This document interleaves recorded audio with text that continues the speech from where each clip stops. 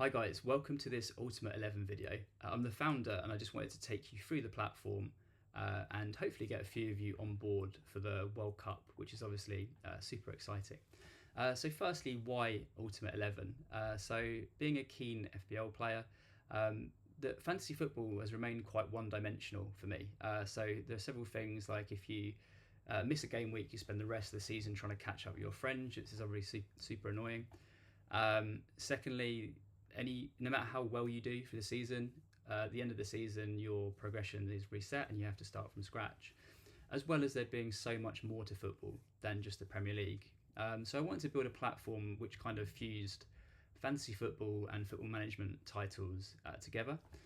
So the concept is that you start with 150 million to spend of in-game currency, and rather than just buying your world-class players like your Haalands, your Lamine Lamals, your Mbappes, you have to kind of like scout talent, and you want talent on the rise rather than kind of like the finished article. At the moment, we have 153 clubs have been created. We've got users that are actively submitting lineups and making transfers. But how it works is, Leonard Carl here is a good example. So Leonard Carl wasn't valued too highly at the start of the season, and he's really exploded onto the scene. So his valuation has grown a lot, and there's kind of a balance here between picking proven stars, which are quite old but gonna get you some points on the board, versus buying players for the future that are going to rise in value, and with that, your club valuation. You pick your competitions, so we want to make this truly global, so you can focus on an individual league. Maybe the Premier League's your thing, maybe MLS or the J League are your thing, but also we'll have grouped competitions for users that want to scout further afield. So we'll have like a global division that includes everything that we cover, a European Super Division, which covers the top 5 European leagues, and the Champions League, Europa and Conference League, as well as things like the Las Americas one, which covers all the North and South American leagues, as well as the Libertadores and Sudamericana. And then based off of what I was saying with regards to the annoying thing of missing a game week and catching up with your friends, you can choose when to enter and what competition you want to enter. So we do 2 game weeks every week. So we do a weekend and a midweek. And that's a ladder, and you earn, if you come in the top 3, you earn higher amounts of in-game currency. You still get participation currency as well for taking part, which is kind of like your gate receipts almost. But the idea is that the higher you score, the more money in-game currency you get, and then you can reinvest that in your club for future game weeks. We cover all of these divisions at the moment, but the idea is that we'll have all of the competitions on here next season. And this is where the competitions we have open at the moment is the Global Division, the Las Americas one, and more excitingly right now, the FIFA World Cup. Also, I wanted something around storytelling. So I wanted a way to really like bring your club to life. So right now, when you sign up on the platform, you select your location and also the name of your club, and then you pick the colours that you want to have. So then when you sign your first player, it will generate one of these social posts containing the player's name, your club, and then also renders the image in your club's colours, which is obviously quite cool. Then speaking like back onto the ladder that we have, so in this instance, Atletico Buenos Aires won that week. For that, we take their highest scoring player, and we take a photo of them from that game, and we render it or re-render it wearing your club's colours as well. So this is kind of to celebrate success, and then also something to brag to show your friends and the other players on Ultimate 11 as well. We have campaigns running at the moment. One really exciting one is that if you become the Ultimate 11, you win $100 in cash. So at the moment, the score to beat is 1,012, but if you score 1,013 or more, then you get $100 in cash, and it's free to play as well. We have some blog posts as well, but I'll take you into the platform itself. So to begin with, you have the dashboard, which is kind of like the social hub where you can see what all the users of Ultimate 11 are up to, who they're signing. You can view their clubs, you can scout the same players that they're scouting and stuff as well. We also have some basic data on the highest value climbers and fallers of the week, as well as performance-based data to help you out with scouting. I'll go into the transfers to begin with. So we have a load of players obviously in this database. There's over 16,000 players altogether, and there's quite a decent way of querying and filtering these players via nationality, teams, leagues, positions, competitions, as well as the different ranges that you can select, as well as being able to customize players with game week, the upcoming game week basically. Michael Elise is such a good example of this at the moment. So he's obviously coming off the back of an incredible season for Bayern. I mean, these scores are insane. He's also a versatile player. So in Ultimate 11, rather than just select defense, midfield, and attack, you actually pick your formation, and then you have to select players that can play in those positions. I'll go into it in a bit more detail in the lineup builder. But this is the area that I wanted to show you with regards to the valuation. So at the start of the season, similarly to Lennart Karl, Elise was valued at 73 million at the start, and obviously with the performances he's been putting in for Bayern, he's now worth 171 million. So it's basically a 100 million increase, which is absolutely insane. So the idea of this is that if you bought him for that, your club valuation obviously is growing. Now he's at this peak. Is he going to gain more valuation, or is he going to, or do you want to maybe sell him and buy a few more Michael Elise's to then do the same? So it's like a balancing act, really. At the moment, the ratings are coming from FootMob as well. And so if I take you to competitions, so you can get a flavour for it. So this is what I was going on about with regards to like the different division structures. These are the three that are open at the moment, but like obviously next season we're going to open up like a load of these as well. The prizes for them are worked out by an algorithm. So the idea of this is that the ones with the higher player pool will generate more rewards, but the level of entry is more challenging. So like to put a competitive Premier League team together is going to be quite tough, and I wouldn't recommend just coming straight in and doing Premier League. I'd probably start off focusing on one of the other tournaments, maybe the Group 1, like the European Super Division. So you can use Premier League players, but also use some other players as well from these different competitions. And then once you've increased your club valuation, maybe you've got players that have risen in value, you've also won a few weeks on the ladder, and you've increased your club valuation and your budget, then you can start to put a more competitive Premier League team together and enter that league. But yeah, these will kind of open up as the club football returns. Lineup is another super exciting area. So in the lineup here, like I was saying, so you pick your competition. Once you've decided which competitions you want to play in, you can pick which one. So for this week, I'm going to pick FIFA World Cup, and then you can select like from a load of different formations here. So I'm going to select this lineup here. You can see on the right, these are the players that have a match in the upcoming game week. So I can select these, so I can drag and drop them. What you can see, so Alex Freeman here, he's a right back by primary position, but he can also play centre back. So I can play him in anywhere here. I can drop him in any of these panels here, or I can drop him on here on the pitch, which is quite cool as well. The same for these guys. So obviously, like Messi has quite a lot of versatility, so I can play him across any of those positions.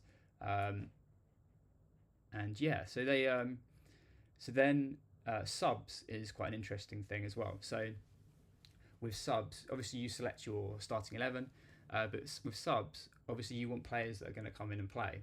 But there's quite a strategic way because of the positional element to it. There is like a skill to it as well. So you want, obviously, the way it works is that we loop through in order. So it says for this sub here, are there any players that didn't play or DMP'd?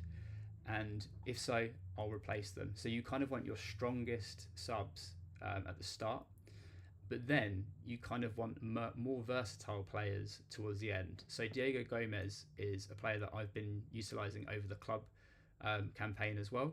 So basically he's quite a cheap option. He's not like going to set the world alight, but he's a decent player. He plays, but his versatility is insane. So Diego Gomez in this instance can cover all of these positions. So if I put him here, it means if any of these guys replace any other thing, he's still available at the end to take over whichever slot's still open. So there is quite a skill to that. You can then select your captain, which receives double points, and vice captain if your captain doesn't play. And then I'll take you into the squad. So this demonstrates as well. So I'm going off the back of the European season. Obviously, I've got a few players in here that I'm still making decisions on. So Jeremy Jackett is quite a good example of this. So I bought Jeremy Jackett in Feb. You can see on here for just under 20 million. And he is rising in value like crazy. So he's the player that I've got currently that's gained the most, basically. So I bought him at this. Now he's worth almost 30 million. Now my problem is that do I sell Jeremy Jackett or do I keep him? So do I keep him knowing that he's probably going to gain more valuation over the upcoming months before the start of the season, then have potentially a starting centre-back for the Premier League? But also, this 30 million stop is a way that kind of prevents me. I can make my team way more competitive for the World Cup. So it's all about balancing. Do I cash in on him now and have 30 million to play with to have a better World Cup, or do I keep him here and just hope that he gains value over that time? Then similarly, I've got Xavier Gozo in the MLS. He's worth way less, but I might hold on to him anyway, just because he's worth way less. But he's hugely versatile as well for when club football comes back into play. The interesting thing is with these guys is because they're young. If the player is 21 years or younger, I can move him into the academy, which at the moment isn't too crazy because with the way the game weeks are for the World Cup, they're pretty chill. But if you're in the club season where it's game week at the weekend and the midweek, you're limited to 36 players in your squad. And the reason behind that is we wanted to give it a much more squad feel rather than like a huge gallery sort of thing. So to make people have those decisions to make, of what players do I want to get that are versatile positionally, but also for the competitions that they're entering. But obviously, if you can move young players around, it also frees up a bit more space. So it also encourages you to kind of go after a few of the younger players as well. I'll go into the academy as well to show you. So this is the area that you can go, you can move them between. So the academy is every day you get a free academy player. So you can come in here every 24 hours and what you get there is a free player worth less than or equal to $250,000 of the age 21 years or less. There's multiple things that you can do in here as well. There's a lot of room for improvement in here, and it's super exciting to see how this will develop over the next 6 months. But a lot of people just sell their players that they get instantly. But also, these are players that will probably rise in value quite a lot. So there is a difference as well. With regards to the transfers, you can buy almost all of those 16,000 players, but you can't buy players that are in the Premier League 2, the Premier League Under-18s, or the MLS Next Pro. And that's to stop people from farming these youth players that they think are going to be really good. But you can earn them from coming in here every day and getting them for free. And so those players are only available in this academy from the scouting.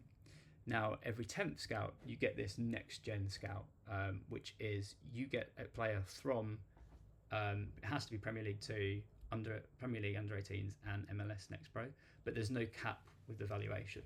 So at one point, Max Dowman's actually a really good example of this. So Max Dowman was worth about 50k, I think, at one point on the platform, and then overnight he went to 20 to 25 million.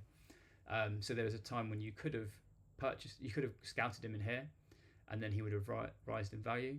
Or when he rised in value, he was still technically part of the Arsenal Under-18s. So there was a chance with that next gen scout that you could get a 20 mil player. So there are some really good success stories in here. At the moment, people seem to just be doing these and selling them straight away. But there's a few things you can do. You can hold on to them and hope that they rise in value. And I think that if you're looking really at the future, then it is a very good approach to do that. Or there's even a possibility that you get a player that's playing and you can promote him into the first team and have him starting games as well, which is obviously really cool. We have daily play as well. So this is something that's been added into uh, for the World Cup. So every day you can select a goal scorer, an assist maker, and a clean sheet goalkeeper. And these are any players; they don't need to be in your squad or anything. And basically, if you get these correct, then you earn more in-game currency. So one correct, 100k, two correct, 250, and all three 500,000. And that's all free to play. It's just you have a chance to get more in-game currency.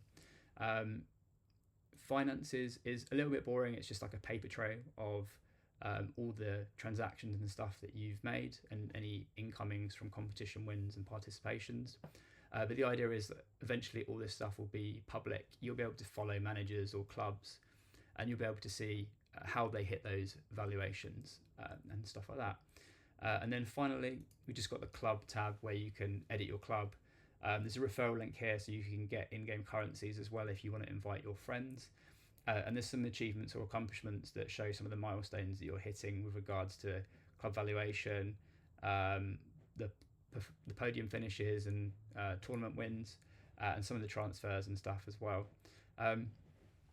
One thing is that because it's set up to kind of like not just be a normal fantasy product, is that you pay 10% extra to buy a player than their value is worth, which can be a little bit confusing. The idea of this is so that you kind of you hold on to the players rather than just chopping and changing them every single week, because it's infinite number of transfers that you can do, so it kind of balances that out. But one thing we have at the moment is this reset. So this would particularly be valid for people that are putting a World Cup team together, that are trying to draft. So if you do start drafting, you decide, oh, actually, I want to reset my team. You just reset this, and it will reset. It'll wipe all your players and reset you to 150 million. But if you do that, it also wipes all of your any fees and stuff that you've won through competitions. So again, it's a balancing act. Do I want to really progress with this team, or do I really want to like test things out? We'll probably move this at some point after the World Cup, but it's definitely something that we'll keep in for users that are joining and learning how the game works.